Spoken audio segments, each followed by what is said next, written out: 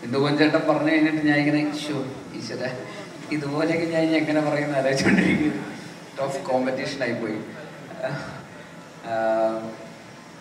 സിനിമയെ കുറിച്ച് വന്ന ഒരു ജേർണി എന്ന് പറയുമ്പോൾ കഴിഞ്ഞ വർഷം അതിന് മുമ്പത്തെ വർഷം 2 വർഷം മുമ്പാണ് ഇതിൻ്റെ ഒരു ആദ്യമായിട്ട് ഇതിൻ്റെ ഒരു സ്ക്രിപ്റ്റ് ഇതിൻ്റെ ഒരു ബുക്ക് വന്ന് പറയുന്നത്, ബുക്ക് വായിക്കാൻ തരുന്നത്.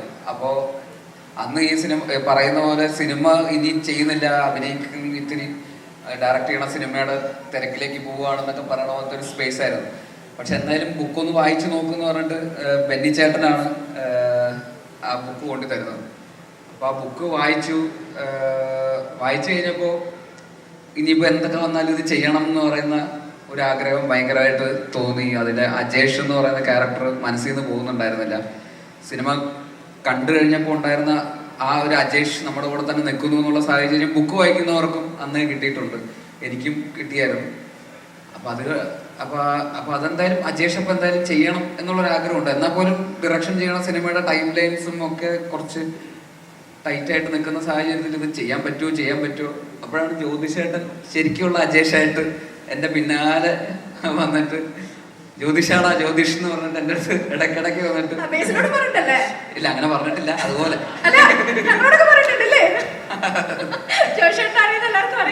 ആ ഒരു ലൈൻ. അപ്പോ അങ്ങനത്തെ ഒരു സാഹചര്യത്തിൽ പിന്നെ ഇതിന്റെ വേറൊരു 2 ഇതില് ഈ കാതൽ എന്നൊക്കെ പറഞ്ഞ സിനിമയുടെ റൈറ്റർ പോൾസൺ, പിന്നെ അരുൺ അനിരുദ്ധൻ, മിന്നൽ മുരളിയുടെ ഒക്കെ കോ റൈറ്റർ, ഇവരും ആ സമയത്ത് എൻ്റെ കൂടെ ഞാൻ ഡയറക്റ്റ് ചെയ്യണ സിനിമയുടെ എഴുത്തിൽ ഉള്ള സമയമായിരുന്നു. അപ്പോൾ അവരും ഈ ബുക്ക് മുമ്പ് വായിച്ചിട്ടുണ്ട്. അപ്പോൾ അവരും ഇടയ്ക്കിടയ്ക്ക് എൻ്റെ അടുത്ത് വന്നിട്ട് ഞാൻ തന്നെ ഡയറക്റ്റ് ചെയ്യാൻ പോണ സിനിമയുടെ റൈറ്റേഴ്സാണ്, ഞാൻ ഈ ഒരു സിനിമ പോയി കമ്മിറ്റ് ചെയ്താൽ അവരുടെ സിനിമ ഡിലേ ആവും. എന്നിട്ട് അവർ പറയും ചേട്ടാ അത് ഡിലേ ആയാലും കുഴപ്പമില്ല, ചേട്ടനത് ചെയ്യണം എന്ന് പറഞ്ഞിട്ട് എന്നെ വീണ്ടും പ്രോത്സാഹിപ്പിച്ച് ശരി എന്നാൽ പിന്നെ ചെയ്തേക്കാം എന്ന് പറയുന്നത്. അപ്പോൾ അതിന് ആ ഡിസിഷൻ എടുക്കുന്ന ഒരു മൊമെൻ്റ് ആയിരുന്നു ഇതിൽ ഏറ്റവും വലിയ, എൻ്റെ ജീവിതത്തിൽ ഏറ്റവും വലിയ ഒരു അഭിനയ ജീവിതത്തിൽ ഒരു വഴിത്തിരിവ് എന്ന് പറയുന്നത്. അങ്ങനെ ആ സിനിമയെ കുറിച്ച് അന്നേ കൃത്യമായിട്ട് മനസ്സിലാക്കാൻ പറ്റിയ കുറച്ച് ആളുകൾ അന്നും നമ്മുടെ കൂടെ ഉണ്ടായിരുന്നതുകൊണ്ട് കൃത്യമായിട്ട് സംഭവിച്ചു. പിന്നീട് ജസ്റ്റിൻ മാത്യു, മിന്നൽ മുരളിയുടെ തന്നെ കോ റൈറ്റർ ജസ്റ്റിൻ ഈ സിനിമയുടെ ഭാഗമായി. അപ്പോൾ ജസ്റ്റിനും ഗോവിന്ദനും കൂടെ ഇതിൻ്റെ ഒരു എഴുത്ത് ആ ഒരു സൈഡിൽ കൂടെ പോയി. പിന്നെ അപ്പോൾ നിർമ്മിക്കാനായിട്ട് ഇതിൻ്റെ അകത്തോട്ട് മുന്നോട്ട് വന്നത് അജിത് വിനായക ഫിലിംസാണ്. അപ്പോൾ അജിത് ഏട്ടനും മറ്റൊരു അജേഷാണ് ഈ പറയുന്ന പോലെ ഒരുപാട് സിനിമകൾ കൂട്ടായ്മയാണ്. അപ്പോൾ അദ്ദേഹവും മുമ്പ് സിനിമകളൊക്കെ പ്രൊഡ്യൂസ് ചെയ്തിട്ടും ഇങ്ങനെ ചിലതൊന്നും അങ്ങനെ വിജയിക്കാതെയൊക്കെ പോയ സാഹചര്യത്തിൽ ഒരു മെയിൻ സ്ട്രീം ഒരുവിധപ്പെട്ട ഒരു പ്രൊഡ്യൂസറൊക്കെ ഇനി പ്രൊഡ്യൂസ് ചെയ്യുന്നില്ല എന്നൊരു തീരുമാനം എടുക്കുന്ന സാഹചര്യം ഉണ്ടായിട്ട് പോലും ഒരെണ്ണം ഇട്ടടിച്ചിട്ടേ ഉള്ളൂ എന്നുള്ള രീതിയിൽ അജിത്താണ് അജിത്ത് എന്ന് പറഞ്ഞ് മുന്നോട്ട് അവസാനം വരെ നിന്ന് പോരാടിയ ഒരു പ്രൊഡക്ഷൻ ഹൗസാണ്. അപ്പോൾ ആ ക്രെഡിറ്റ് തീർച്ചയായിട്ടും, അതായത് അത്രയും പരാജയങ്ങൾ നേരിട്ടിട്ടും അവസാനം വരെ ഇത് നേടിയെടുത്തത് അവരുടെയും കൂടെ ഭയങ്കരമായിട്ടുള്ളൊരു കഴിവ് തന്നെയാണ്. അപ്പോൾ അങ്ങനെ ഒരുപാട് അജേഷുമാർ ഒരുമിച്ച് ചേർന്ന് സിനിമയ്ക്ക് അകത്തും പുറത്തും ഒക്കെ അജേഷുമാർ ഉള്ള ഒരു സിനിമയോടെയാണ്. അപ്പോൾ ഇതിൻ്റെ എൻറ്റയർ പ്രോസസ്സിൽ ഇതുപോലെ ഈ സിനിമ എന്ന് പറയുമ്പോൾ അങ്ങനെ നമുക്ക് എന്താ പറയുക, അതിൻ്റെ ഒരു ലുക്ക് ആൻഡ് ഫീലും അതിൻ്റെ ഒരു ഭയങ്കര റോ ആയിട്ടുള്ള സിനിമയാണ്. അതിലെ പെർഫോമൻസ് ആണെങ്കിലും ഒക്കെ അതിനോടുള്ള ഒരു സത്യസന്ധത നമ്മൾ കൊടുത്താൽ മാത്രമേ ആ സിനിമ അത് കൺവിക്ഷൻ ആ സംവിധായകന് എഴുത്തുകാരന് കണ്ട രീതിയിലേക്ക് അത് വരാൻ പറ്റുള്ളൂ. അപ്പോൾ ആ ആത്മാർത്ഥത ഇതിലെ എൻറ്റയർ ക്രൂ കാസ്റ്റ് എല്ലാവരും അതിലേക്ക് ഇൻവോൾവ് ചെയ്തിട്ടുണ്ട്. ഇപ്പോൾ ലിജോ ആണെങ്കിലും ക്യാരക്ടറിൻ്റെ ആ ഒരു റിയലിസം ഭയങ്കരമായിട്ട് പുഷ് ചെയ്തിട്ടുണ്ട് നന്നായിട്ട്. അതുപോലെ സച്ചിനാണെങ്കിലും ഈ പറയുന്ന സച്ചിൻ കൊച്ചിയിലുള്ള ഒരാളാണ്, കൊല്ലത്തുള്ളൊരു ക്യാരക്ടർ ചെയ്യുന്നു. അപ്പോൾ അതിൻ്റേതായിട്ടുള്ള അത്ര എളുപ്പത്തിൽ അങ്ങനെ സ്വിച്ച് ചെയ്യാൻ പറ്റില്ല. എന്നാൽ പോലും അത് കായികമായിട്ടും ആ ഫിസിക്കും ഒക്കെ ബിൽഡ് ചെയ്യാൻ വേണ്ടിയിട്ടും അല്ലാതെയും ക്യാരക്ടറിലേക്ക് കയറാനും ഒക്കെ ആയിട്ട് ഭയങ്കരമായിട്ടുള്ള ശ്രമം നടത്തിയിട്ടുണ്ട്. ഇതിലെ ഇപ്പോൾ സാനു ചേട്ടൻ ഇതിൻ്റെ സിനിമാറ്റോഗ്രാഫറാണ്. സാനു ചേട്ടനാണെങ്കിലും ആ ഒരു ഈ സിനിമയുടെ ഒരു വിഷൻ എന്താണെന്നുള്ളത് കൃത്യമായിട്ട് മനസ്സിലാക്കുകയും അതിന് വേണ്ടിയിട്ട് രാവും പകലും അങ്ങനെ ഒരു ജീനിയസ് വർക്കാണ് നമ്മളത് കണ്ടുകൊണ്ടിരിക്കുന്നത്. അദ്ദേഹം വർക്ക് ചെയ്യുമ്പോഴും നമുക്ക് ഒരു ടൈം ലൈൻസ് ഒക്കെ ഭയങ്കര ടൈറ്റ് ടൈം ലൈൻസ് ആയിരുന്നു. രാത്രിയും പകലൊക്കെ ഷൂട്ടാണ്. എല്ലാ ദിവസവും ഷൂട്ട്, എല്ലാ ദിവസവും രാത്രിയും പകലും നമുക്ക് ചെളി കിടന്ന് മറ്റേ ചേറൊക്കെ തന്നിട്ട് ഇങ്ങനെ രാത്രി ഒരു 7-8 ദിവസം അതിൻ്റെ അകത്ത് എന്നൊക്കെ പറഞ്ഞ് ത്രൂ ഔട്ട് ഇതിൻ്റെ ഒരു പ്രോസസ്സ് ഭയങ്കര ഹെക്റ്റിക് ആയിരുന്നു. പക്ഷെ അങ്ങനെയൊക്കെ പോലും ഉറക്കമൊന്നും ഇല്ലാതെ ഇതിൻ്റെ കൂടെ ആ ഒരു പാഷൻ അങ്ങനെ മുറിയാതെ കണ്ടിന്യൂസ്ലി നിന്നതിൻ്റെയൊക്കെയാണ് ഇതിൻ്റെയൊക്കെ. അപ്പോൾ സാനു ചേട്ടനും പിന്നെ അതുപോലെ ബാക്കി ഇതിൽ വളരെ നമുക്ക് അത്ര പ്രോമിനൻ്റ് അല്ലാത്ത പോപ്പുലർ അല്ലാത്ത ഒരുപാട് ആക്ടേഴ്സ് അവിടുത്തെ കൊല്ലം എന്ന് പറയുന്ന സ്ഥലത്തെ ആ സ്ഥലത്തെ റെപ്രസെന്റ് ചെയ്തിട്ടുള്ള ഒരുപാട് ആക്ടേഴ്സ് ഇതിൽ അഭിനയിച്ചിട്ടുണ്ട്. അവരാണെങ്കിലും ഈ സിനിമയിലെ റിവ്യൂസ് വന്നതിന് ശേഷം ഏറ്റവും കൂടുതൽ വന്നത് ഇതിന്റെ പെർഫോമൻസുകളെ കുറിച്ചാണ്.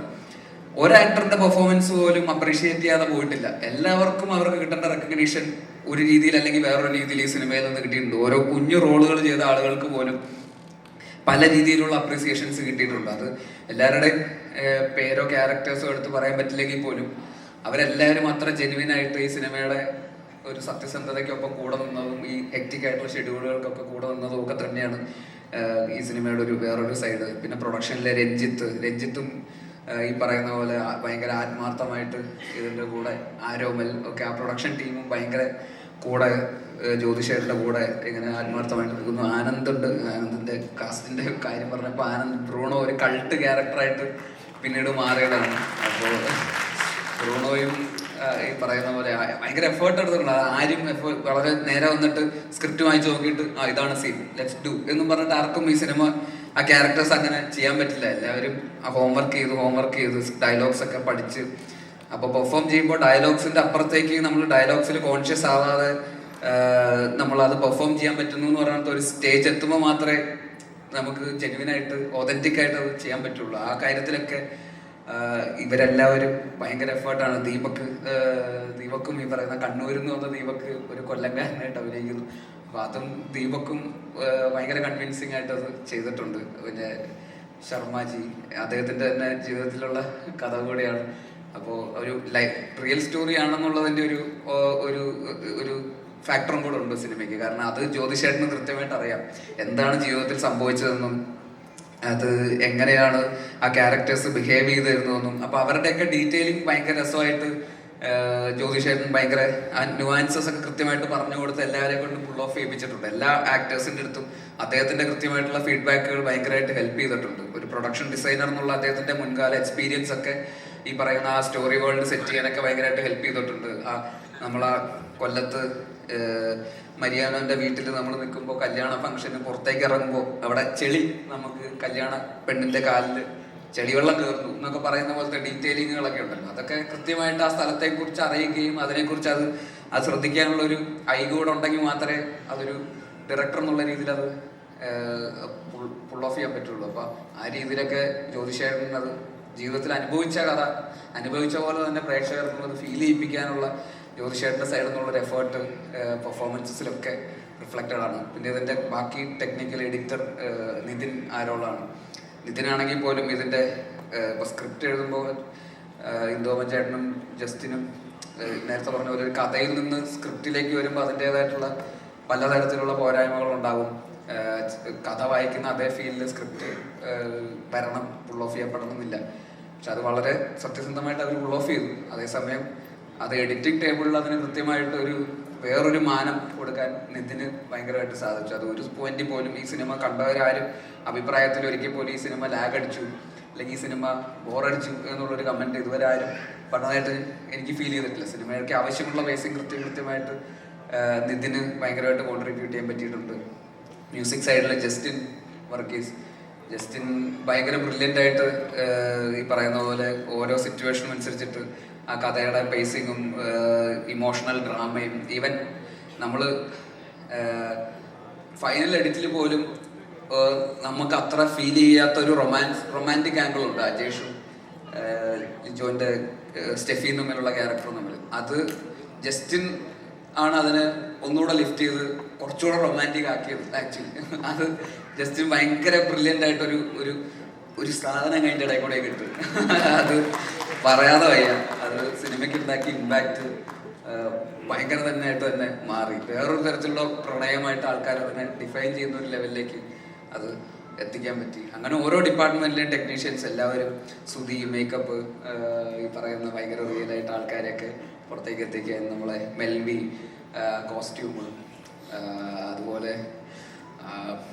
പെട്ടെന്ന് ഇനിയിപ്പോൾ ആരെയും ഇനി ഇവരെ കുറിച്ചൊക്കെ ജ്യോതിഷേട്ടന് ഒരുപാട് പറയാനുണ്ടാവും. ഞാനിവിടെ വന്നിട്ട് എല്ലാവരെയും കുറിച്ച് ഇത്ര വാചാലനാവേണ്ട കാര്യമില്ല. അതും കൂടെ അപ്പോൾ നമ്മൾ ഈ സിനിമ തിയേറ്ററിലേക്ക് എത്തിക്കുമ്പോൾ ഇന്നത്തെ കാലഘട്ടത്തിൽ ഈ ഒരു ഡ്രാമ തിയേറ്ററിൽ വരുമ്പോൾ ആൾക്കാർ തിയേറ്ററിലേക്ക് ഇടിച്ചു കയറി വരാനുള്ള ഒരു എക്സൈറ്റ്മെന്റ് ചിലപ്പോൾ തോന്നണമെന്നില്ല. നമ്മൾ കുറച്ചുകൂടെ അതിലൊരു എക്സ് ഫാക്ടർ എന്തെങ്കിലും പുഷ് ചെയ്താൽ മാത്രമേ ചിലപ്പോൾ തിയേറ്ററിലേക്ക് ആൾക്കാർ ആ ഒരു കൺവേർഷൻ നടക്കുകയുള്ളൂ.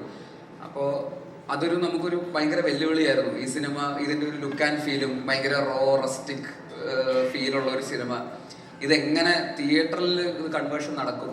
നല്ല സിനിമയാണെന്ന് നമുക്ക് എല്ലാവർക്കും അറിയാം, പക്ഷെ ഇത് തിയേറ്ററിൽ എത്രമാത്രം ഇത് വർക്ക് ചെയ്യും, എത്രമാത്രം ക്രൗഡ് പുള്ള് ചെയ്യാൻ പറ്റും എന്നുള്ളത് മേജർ കൺസേൺ ആയിരുന്നു. എന്നാൽ പോലും നമ്മൾ മാക്സിമം ഇതിനെ പ്രൊമോട്ട് ചെയ്യുകയും നമ്മുടേതായിട്ടുള്ള രീതിയിലൊക്കെ എല്ലാ പ്രൊമോഷൻ, എല്ലാ ആക്ടേഴ്സും ടെക്നീഷ്യൻസും ബാക്കി ഓൺലൈൻ മാർക്കറ്റിംഗ് ടീമും പ്രൊഡക്ഷനും ഒക്കെ എഫേർട്ട് എടുത്തിട്ടാണ് അതിൻ്റെ ഒരു ഇതെത്തിയത്.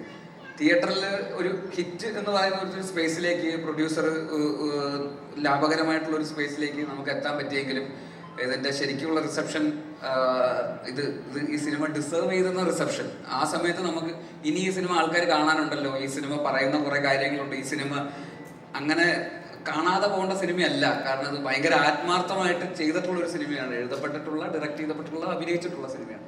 ഇത് കാണാതെ പോരുതെന്നുള്ളൊരു ഭയങ്കര ആഗ്രഹം ഉണ്ടായിരുന്നു. അത് പക്ഷേ OTT ഇറങ്ങിയപ്പോൾ അതാണ് നല്ല സിനിമയും സത്യസന്ധമായിട്ടുള്ള ഒരു എഫേർട്ടും ഒരിക്കലും ആരും നോട്ടീസ് ചെയ്യാതെ പോവില്ല എന്നുള്ളതിൻ്റെ ഏറ്റവും വലിയ ഉദാഹരണം പൊന്മാൻ തന്നെയാണ്. ആ രീതിയിൽ പൊന്മാൻ തിയേറ്ററിൽ OTT ഇറങ്ങിയതിന് ശേഷം ഭയങ്കരമായിട്ട് ഷൈൻ ചെയ്തു. അതായത് ഈ പറയുന്ന റിവ്യൂസ്, എല്ലാ സ്ഥലത്തു നിന്നും റിവ്യൂസ്, നമുക്ക് മലയാളത്തിൽ നിന്ന് മാത്രമല്ല ഇതിൻ്റെ റീലുകൾ, ആ ലോഡ്ജിലെ സീനൊക്കെ തമിഴിലും തെലുങ്കിലും ഒക്കെ ആ സീൻ ഡബ് ചെയ്തിട്ട് റീലുകളായിട്ടൊക്കെ തമിഴിലും തെലുങ്കിലൊക്കെ ആക്ടേഴ്സ് നമുക്ക് വാട്സാപ്പിൽ അയച്ചു തരുന്നുണ്ട്. ഇത് ഹാവ് യു സീൻ ദിസ് എന്നൊക്കെ ചോദിച്ചിട്ട് ഞാനത് എപ്പോഴേ കണ്ടു.